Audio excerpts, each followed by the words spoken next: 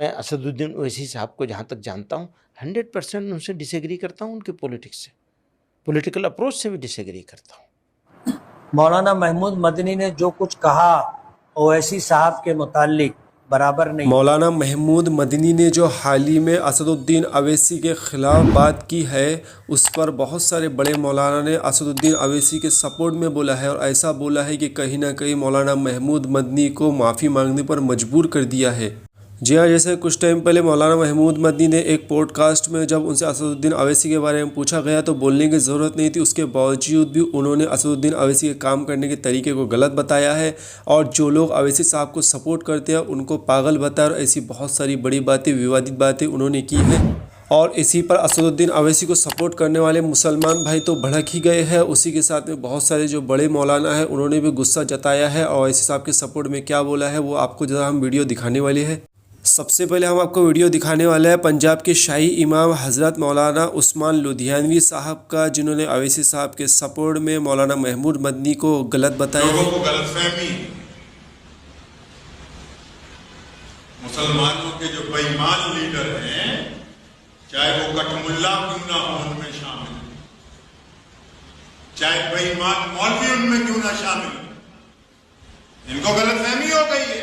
इन बेईमानों को मैं कहना चाहता हूं, सरकार परस्त मौलवी भी कान खोल के सुनो और मिल्लत फरोश यह हुकूमत इसलिए तेरा एहतराम करती है कि तू मुसलमानों का गद्दार है। अगर तेरे साथ लफ्ज मुसलमान ना लगा होता तो कोई भी इक़्तिदार वाला तुझे मुंह न लगाता।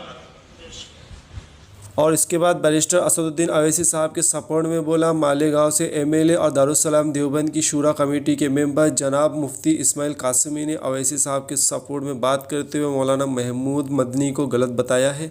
और मुफ्ती इस्माइल कासिमी ने यह सारे मुद्दे पर क्या बोला है, पहले तो आप वो वीडियो देख लीजिए। आज कोई हम मुसलमानों के लिए हिंदुस्तान में बोलने वाला नहीं, मौलाना महमूद मदनी भी नहीं बोलते जैसा ओवैसी साहब बोलते हैं। मेरे साथ पढ़े हुए हैं, बल्कि मुझसे पीछे थे, लेकिन जो हरकत उन्होंने की है और कर रहे हैं मुनासिब नहीं। उनकी ही नादानियों की वजह से जमीयत उलमा दो हिस्सों में तकसीम हुई है और जमीयत उलमा का अपना जो वजन था वो खत्म हो गया। और भी बहुत सारी बातें हैं, मैं बोलना नहीं चाहता। आज दुनिया भर के लोग जवाब दे रहे हैं ना।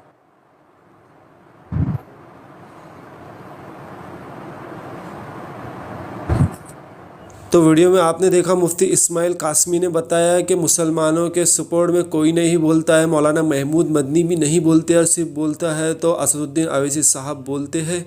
और इसके बाद जब मौलाना सज्जाद नोमानी साहब से इस मुद्दे के बारे में बात करते हुए पूछा गया तो उन्होंने भी अवैसी साहब को सपोर्ट करते हुए बहुत सारी बातें बोली है। आप वो वीडियो भी ज़रा देख लीजिए। बीजेपी की आने की सारी जिम्मेदारी ओवैसी साहब पर है, ये तो बिल्कुल बकवास है, ये तो बिल्कुल लग़व बात है।